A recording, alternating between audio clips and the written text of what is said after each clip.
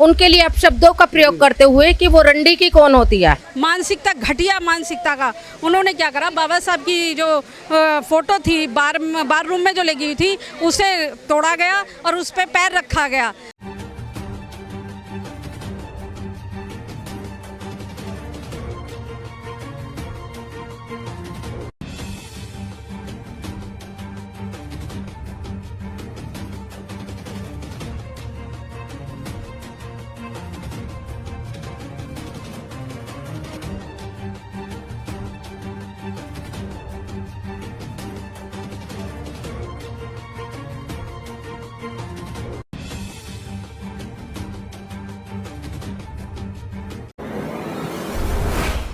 आप सभी को पहले तो हरेंद्र गौतम जी के सचिव बनने की हार्दिक बधाई। अभी 19 तारीख में बार का इलेक्शन हुआ है, जिसमें सारे जो पद थे वो सब घोषित हो चुके थे। सिर्फ एक पद बचा था, सचिव पद का, जिसमें जो हरेंद्र गौतम जी को 892 वोट मिले हैं, अमित नेहरा जी को 891 वोट मिले हैं और तीसरे प्रत्याशी को 700 कुछ वोट मिले हैं। तो प्रत्याशी के जबकि 6 बार रिकाउंटिंग होने के बाद भी हरेंद्र गौतम जी हर बार विजयी हो रहे थे, लेकिन फिर भी घोषित नहीं किया गया सचिव पद के लिए। कहीं ना कहीं मानसिकता रही कि हम ऐसी के व्यक्ति को हम सचिव पद पे घोषणा नहीं करेंगे।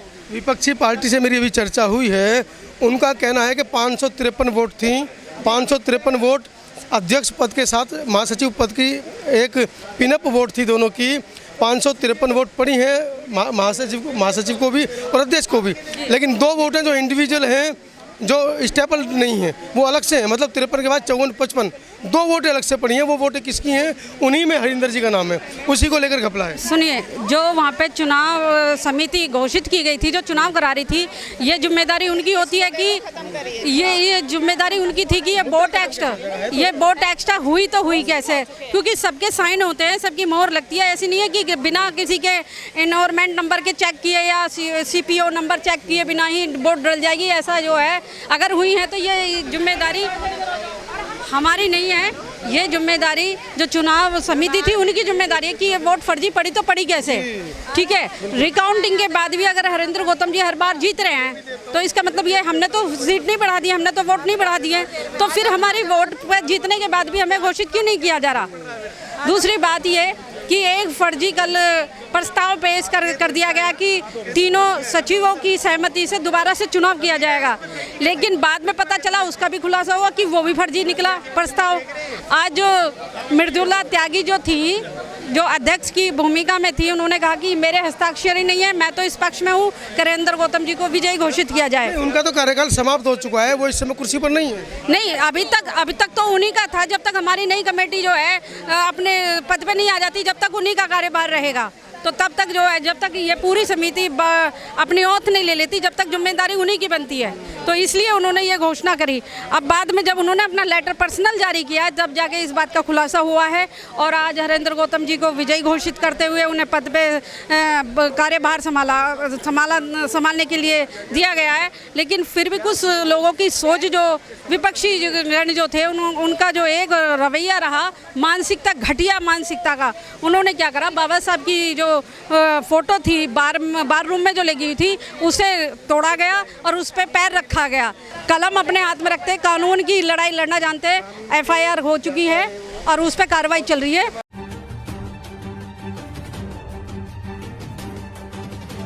गाजियाबाद कोर्ट परिसर में गूंज रहा है जय भीम का नारा।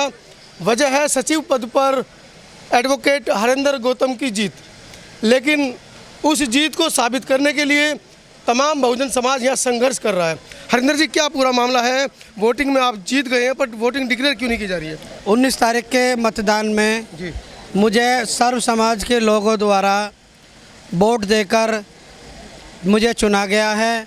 मुझे उन्होंने वोट ही नहीं, आशीर्वाद दिया है कि मैं बार की 1 साल सेवा करूं और मेरे लिए गाजियाबाद के प्रत्येक समाज के, प्रत्येक जाति के जूनियर सीनियर अधिवक्ता मेरे लिए आदरणीय हैं, क्योंकि उन्होंने मुझे प्यार देकर सचिव पद पर बैठाया है। गाजियाबाद के प्रत्येक अधिवक्ता, प्रत्येक समाज के अधिवक्ता द्वारा मुझे बहुत स्नेह दिया गया है, आशीर्वाद दिया गया और सभी के द्वारा वोट दी गई है, उन्हीं से मैं जीता हूँ।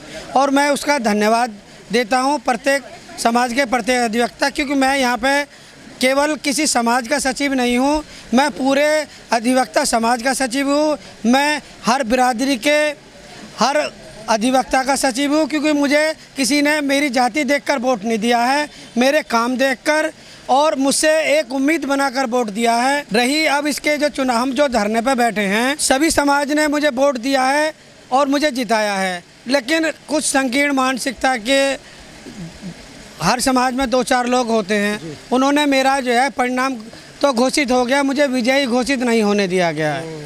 इसके लिए मैं धरने पर बैठा हूँ और आज मुझे हमारी जो चुनाव अधिकारी थी मृदुला राय त्यागी द्वारा बाकायदा व्हाट्सएप पे भी उन्होंने लेटर जारी किया है और मुझे जो है निर्वाचित घोषित किया है, विजयी घोषित किया है। और उनका पत्र हमारे यहाँ के सीनियर अधिवक्ता श्री सुनील दत्त त्यागी भगत जी पूर्व अध्यक्ष द्वारा बाकायदा पढ़ के सुनाया गया और मुझे निर्वाचित घोषित किया और उसके उपरांत मुझे जूस पिलाया गया और फिर इस बात के ऊपर तो और फिर मुझसे धरना समाप्त कराया गया।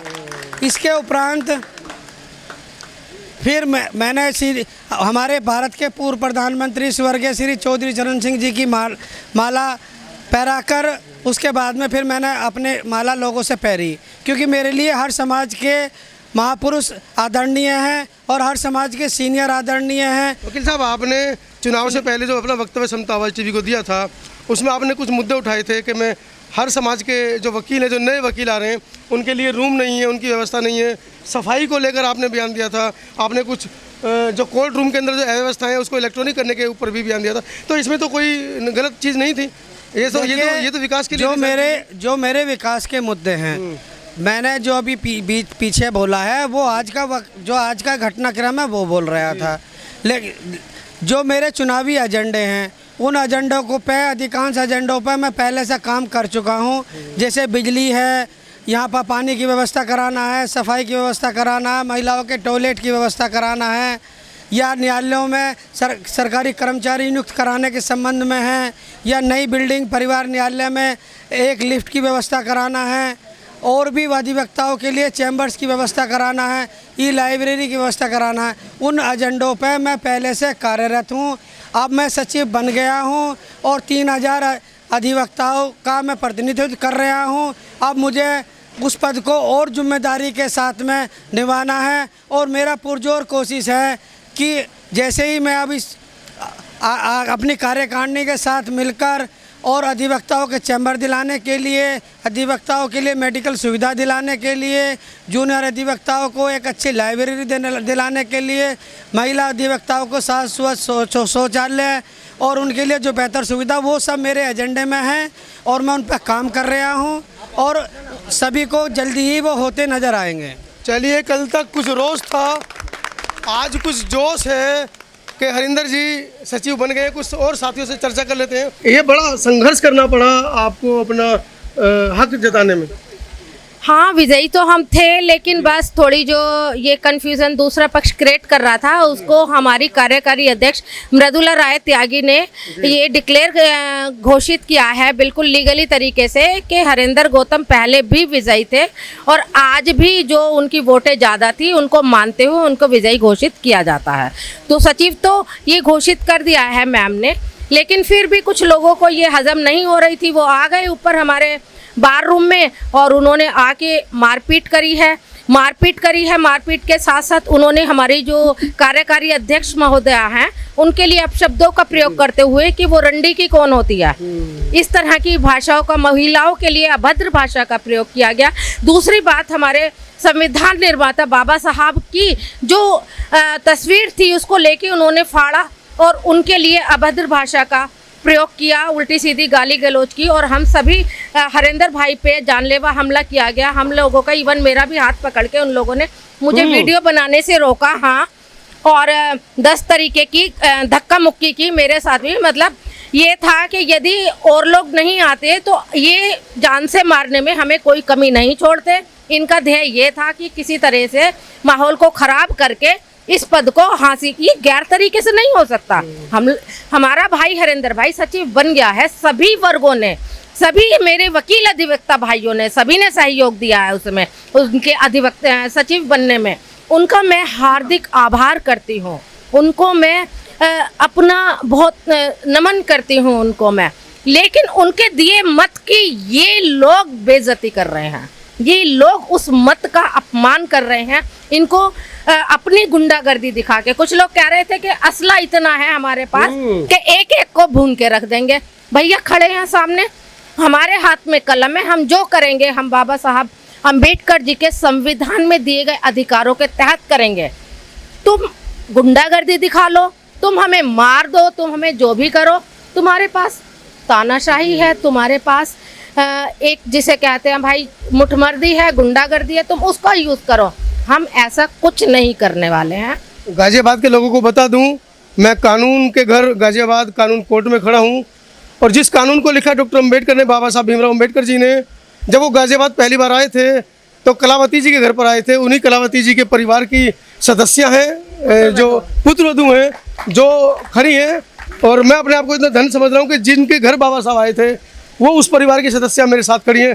कुछ और लोगों से चर्चा करेंगे। धन्यवाद, आप बैठिए, खड़े हो जाएं जरा। सर, इस घटनाक्रम को कैसे देखते हैं? मैं जय सिंह गौतम एडवोकेट, जो चुनाव समिति में था, और सुबह 19 की सुबह 7 बजे से 20 की सुबह 6 बजे तक मैंने पूरी ड्यूटी पर रहा हूँ।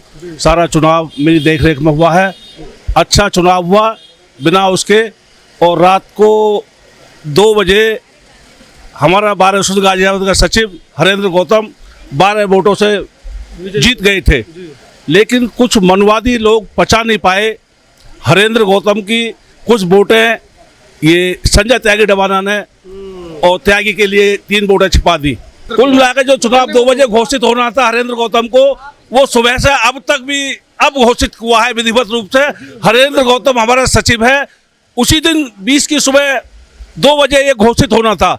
20 की सुबह 2 बजे से लेकर अब तक किन्हीं कारणों से जो मानसिकता इनकी हमें नहीं पचा पा रहे थे, हमारे समाज ने संघर्ष किया है। सब लोग हरेंद्र गौतम के साथ हैं। हरेंद्र गौतम ने मेहनत की है पूरे 2 साल, और बार के सम्मान में वो कोई कमी नहीं छोड़ेंगे। अब हरेंद्र गौतम सर्व समाज की वोटें उन्हें मिली हैं, और इससे हमारे समाज का भी सम्मान ऊंचा हुआ है, और हम हरेंद्र गौतम के साथ हैं। हरेंद्र गौतम वर्तमान बार एसोसिएशन सचिव हैं, वो पूरी साल जिम्मेदारी से निभाएंगे। सबका विश्वास है, पूरी बार यही चाहती है कि हरेंद्र गौतम बार की सचिव बनकर सुशोभित करे। बार एसोसिएशन गाजियाबाद द्वारा भी विधिवत घोषणा कर दी गई है। अब ज़्यादा कोई वो नहीं है। जहाँ तक बाबा साहब की स्टैचू को उन्होंने अपमानित किया है, उसके लिए हम लोग FIR दे रहे हैं। जो होगा वो सबके सामने होगा। बाबा साहब का अपमान हमारा समाज बिल्कुल भी बर्दाश्त नहीं करेगा। चलिए, बाबा साहब का अपमान हमारा समाज बिल्कुल बर्दाश्त नहीं करेगा। ये वही कोर्ट रूम है जहाँ पर 3 साल पहले बाबा साहब की प्रतिमा को रातों रात पुलिस ने उखाड़ दिया था, वकीलों पर लाठीचार्ज भी किया था जो उस प्रतिमा की सुरक्षा कर रहे थे। अब देखते हैं, हरिंदर जी जीते हैं, बाबा साहब का नाम लेकर जीते हैं, क्या वो प्रतिमा लगवा पाने में सफल हो पाएंगे? सर, ये 20 तारीख को भी क्लियर हो चुका था, और आज निर्विवाद रूप से हरेंद्र गौतम ने पदाधिकारी की हैसियत से सेक्रेटरी का पदभार ग्रहण कर लिया था। पदभार ग्रहण करने के उपरांत कुछ लोगों को ये बात अच्छी नहीं लगी। विपक्षी लोग बिल्कुल, जो लोग नहीं चाहते उनमें ये भी नहीं कहेंगे हम कि दूसरे लोग कोई उपद्रवी थे या कोई थे, उन लोगों का कोई ना कोई उद्देश्य इस प्रकार का रहा है कि इस बार एसोसिएशन गाजियाबाद की जो एकता है उसको खंडित किया जाए। उस बात को करते हुए उन्होंने आकर के हरेंद्र गौतम को कुर्सी से उठाकर फेंक दिया, और बाबा साहब डॉक्टर अम्बेडकर जी की प्रतिमा को खंडित कर दिया।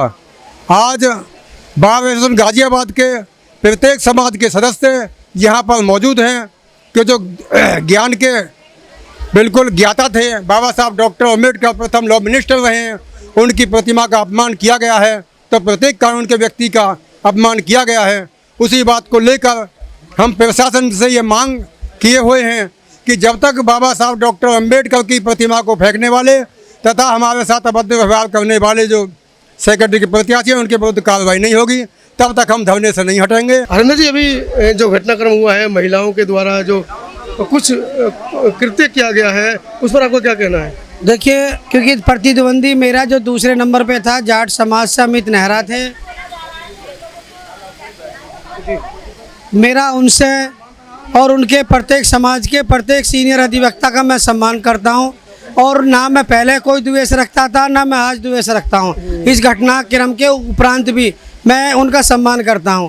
लेकिन और जो हमारे जाट समाज के जो कुछ अधिवक्ता के वो किसके बहकाए में आकर उन्होंने जो भी घटना की है मैं उसका निंदा करता हूं। और उन्होंने हमारी कार्यवाहक अध्यक्ष व जो है चुनाव अधिकारी मृदुला राय त्यागी को भी अपशब्द कहे, मैं उसकी भी निंदा करता हूं।